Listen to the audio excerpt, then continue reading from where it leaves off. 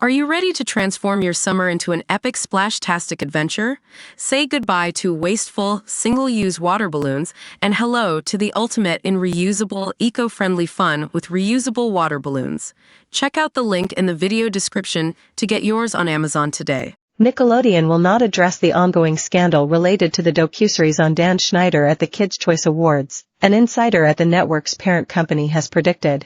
A source at Paramount Global exclusively disclosed to our channel that Nickelodeon will not utter a word in any way whatsoever, meaningful or not, about Discovery's Quiet on Set, the dark side of kids' TV.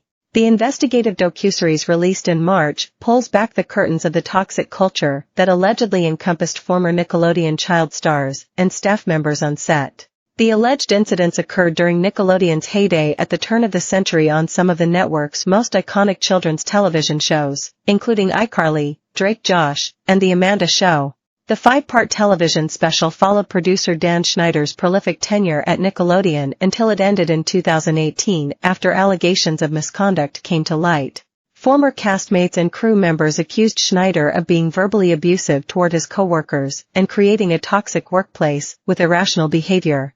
Schneider, 58, was also accused of sexualizing children through his shows as troubling clips resurfaced online showing girls acting suggestively on the programs for laughs and ratings. In one disturbing clip, Schneider joined a bikini-clad Amanda Bynes, who was 16 at the time, in a hot tub while on the set of The Amanda Show. Actor Drake Bell detailed his horrific encounters with disgraced dialogue coach and convicted sex offender Brian Peck in the docuseries. Bell, who was 13 when he started at Nickelodeon, emotionally disclosed how Peck pushed his father, Joe Bell, off the set by convincing the young actor that his dad was harming his career. In the series, Joe said he never allowed his son to be alone with Peck because of how touchy he would get with Bell. With his father out of the way, Bell said it wasn't long before Peck started sexually assaulting him. In his gut-wrenching confession, Bell said he would spend a lot of time at Peck's house for parties and sleepovers, and eventually, he began to take advantage of him. When asked what exactly happened to him in Quiet on Set, Bell replied, "Why don't you think of the worst stuff someone can do to somebody in a sexual assault and that'll answer your question." Peck was eventually charged with sexually assaulting Bell in 2003 and was sentenced to 16 months in prison after pleading no contest. With the Kids' Choice Awards slated to air on Saturday across 6 different channels, Paramount Global, Nickelodeon's parent company, will likely ignore the allegations surrounding the network's children's programming. I do not anticipate Nickelodeon or the Kids' Choice Awards addressing the revelations in the Quiet on Set docuseries in any way whatsoever, meaningful or not, a Paramount Global veteran told our channel.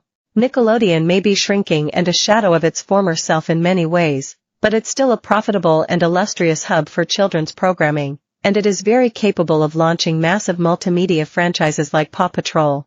The insider told our channel that despite the scathing coverage of Nickelodeon brought upon by the docuseries, parents still trust the kids' network giant. Despite the scandalous headlines, parents everywhere still trust Nickelodeon enough to give their kids unlimited access to its programming, the television insider added.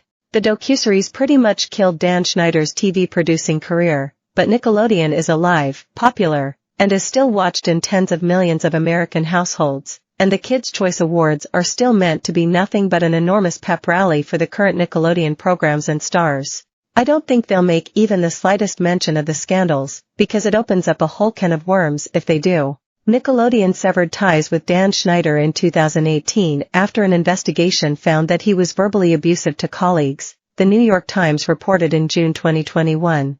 However, network executives said there was no evidence of sexual abuse or the sexualization of minors, and Schneider has since come forward and denied the allegations made in the docuseries. Nearly 2 months after the docuseries premiere, Schneider sued the producers for defamation. Schneider accused the producers of purposely portraying him negatively for clickbait, ratings,